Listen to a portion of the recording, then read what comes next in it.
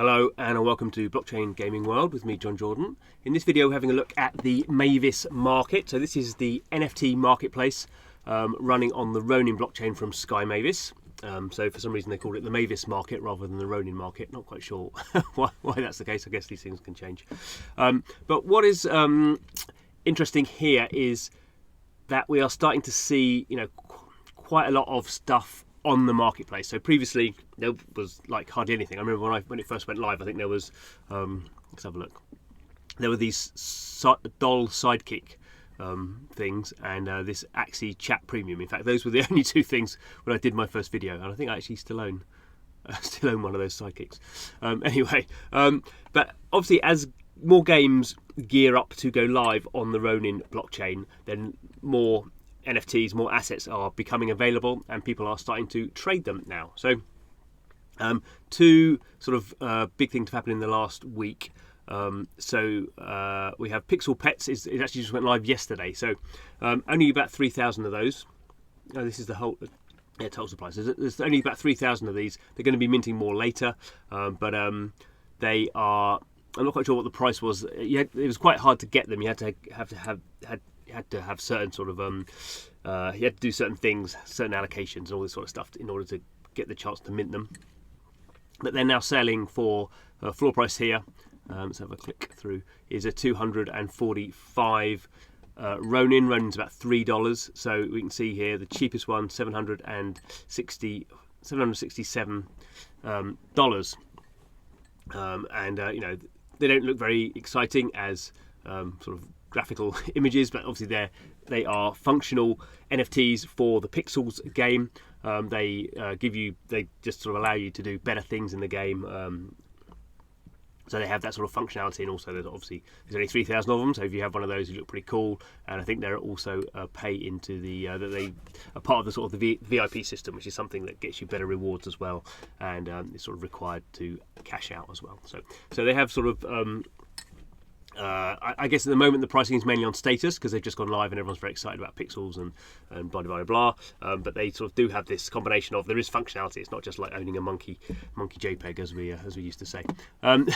So that's what's going on with that. The other sort of thing that's gone live in the last week is Wild Forest. So Wild Forest is a mobile strategy game, real-time strategy game.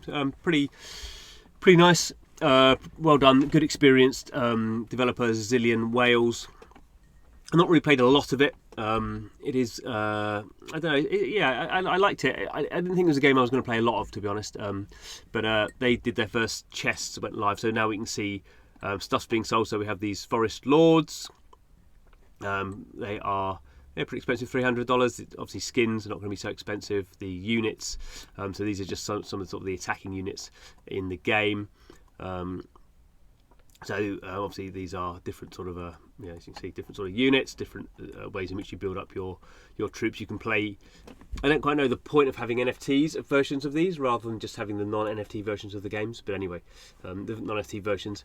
I guess with the NFT versions, obviously you just you can immediately unlock them and put them build them into your armies. Whereas with the non-NFT versions, you're having to sort of progress through the game.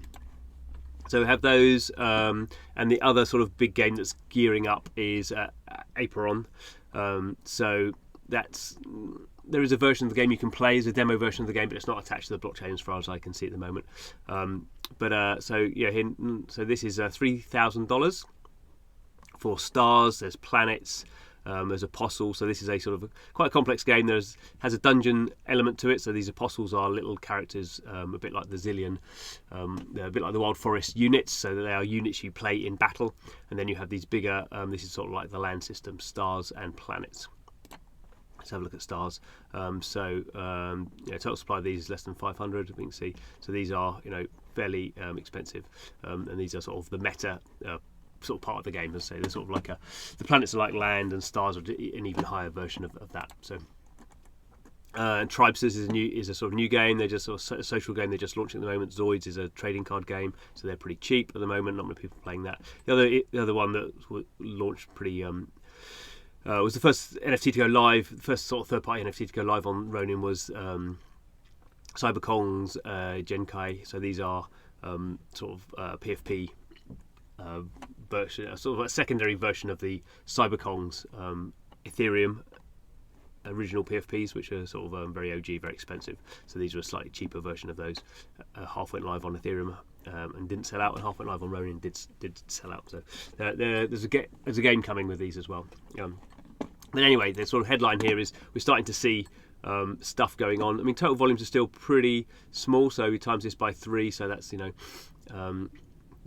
times it by 3, $18,000. I mean here, $150,000. So we're not seeing here $3,000. So we're not seeing millions of dollars yet. I mean, these things have only just gone live. So and they're probably not.